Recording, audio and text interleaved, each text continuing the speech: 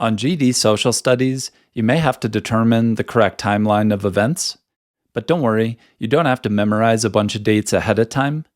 They're going to give you a passage and ask you, based on that passage, which event occurred before or after another one. So we're just going to highlight the important parts of this guy. Let's do it. In 1929, the stock market crashed, contributing to the beginning of the Great Depression. So the important part here, the stock market crashed, we'll call that Event 1. Then in 1930, thousands of banks began to fail, causing many Americans to lose their savings. So the important part here, banks are beginning to fail, we'll call that Event 2. Next, 3 years later, Franklin D. Roosevelt introduced the New Deal to provide jobs and economic relief. So even if we don't know what it is, the New Deal that was introduced, and this will be the third event here. And then finally, in 1935, Congress passed the Social Security Act, creating retirement benefits and assistance programs. So the Social Security Act, that's the last event, we'll call that number 4. The question is, which statement is correct based on the timeline in this passage? But it's super easy now that we've highlighted these things, so let's take a look. The New Deal came before widespread bank failures. Now, the New Deal, that was number 3. Let's go ahead and label that here. And then bank failures, that was up here, number 2.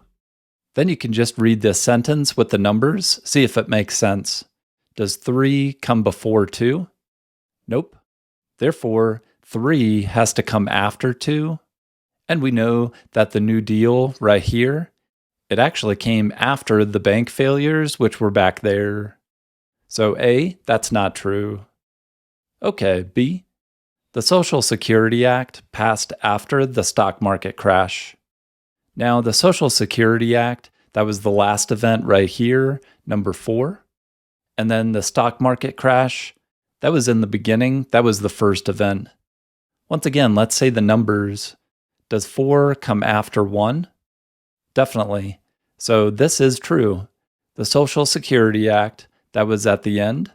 That did come after the stock market crash, which was in the very beginning. So B, this is the true statement, and this is the correct timeline. Now, how do you highlight on the real test? Let's take a look.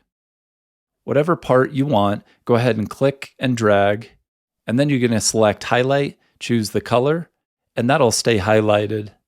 Then you can do that for another section and just grab all the important events, and that keeps you nice and organized when you need to find a correct timeline. Then, if you want to number the events 1, 2, 3, 4, and so on, you can use the dry erase pad that they give you and go ahead and write those out by hand. Then, again, that'll just make finding the correct timeline even easier there. Okay, let's practice another one here. Once again, we're finding a correct timeline. Feel free to pause and try this one on your own. Okay, let's check it out. In 1848, the Seneca Falls Convention launched the organized women's rights movement in the United States. Okay, the first thing that happens is the Seneca Falls Convention, event number 1. Then, in 1869, the National Women's Suffrage Association, NWSA, not NWA, that's different, was founded to advocate for women's voting rights.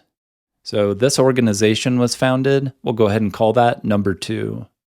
Okay, then, in 1913, thousands participated in a women's suffrage parade in Washington, D.C. So there was a parade that happened, that's the third event. By the way, when you see suffrage, that's gaining the right to vote. So the parade was for women to gain the right to vote. That's why they were having the parade. But then in 1920, the 19th Amendment was ratified, granting women the right to vote. Okay, so the 19th Amendment passed or was ratified, that's the last event. Same question, which statement correctly reflects the timeline in this passage? A, the 19th Amendment was ratified before the NWSA. Let's go ahead and do it without the numbers this time.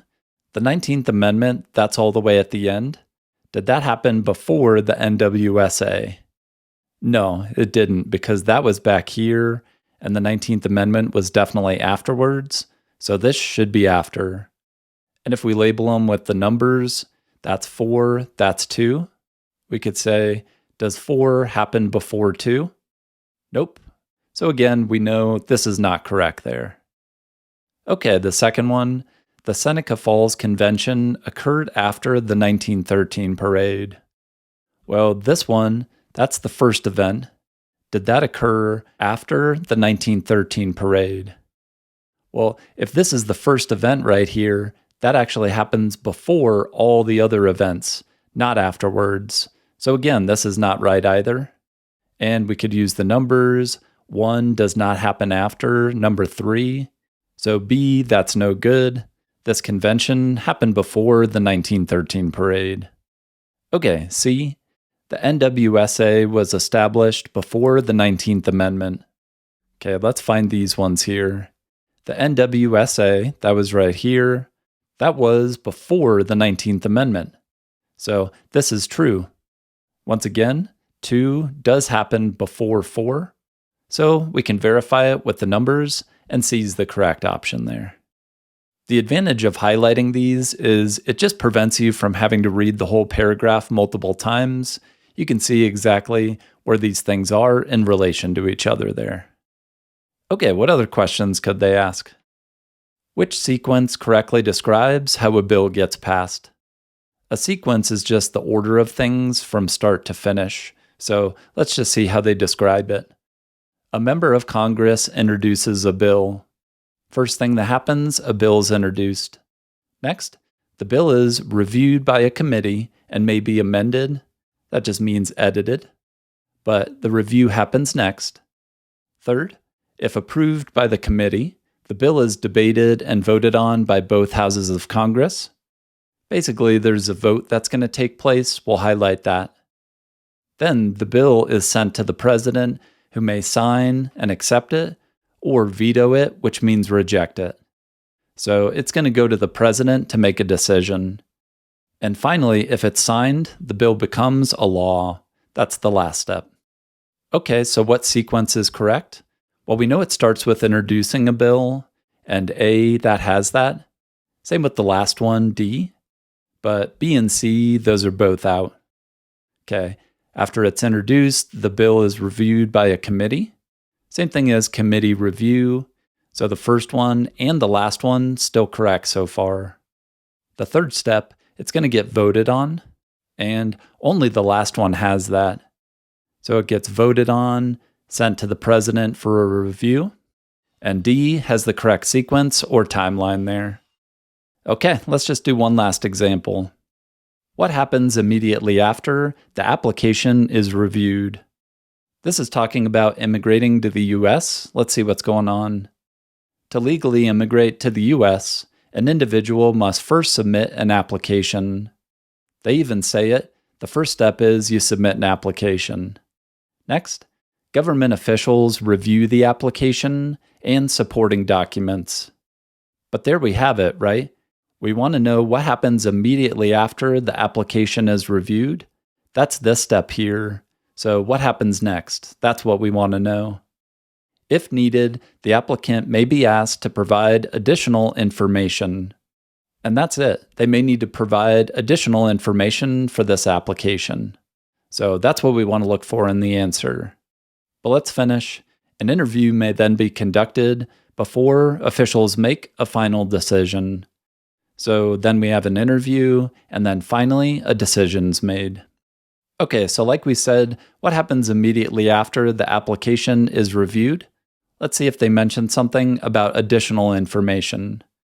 A, extra documentation may be requested. But that's pretty much the exact same thing, right? Extra documentation, same thing as additional information, so this definitely looks like the right one. But let's just confirm. The applicant is notified of the outcome. They don't mention anything about being notified, so probably not. The third one, an interview may be conducted. Well, we know the interview happens, but not immediately after. That's kind of 2 steps afterwards, so that's not right. And then the last one, officials make a final decision. and that's a few steps after as well. But providing additional information, extra documentation, that's definitely what happens after the application is reviewed. So, very confident that that's correct there. At this point, if you're tired of reading, check out these GED graph questions for other types as well. And check out my website for practice problems just like these and other topics too. Let me know what questions you have, what else you want me to cover.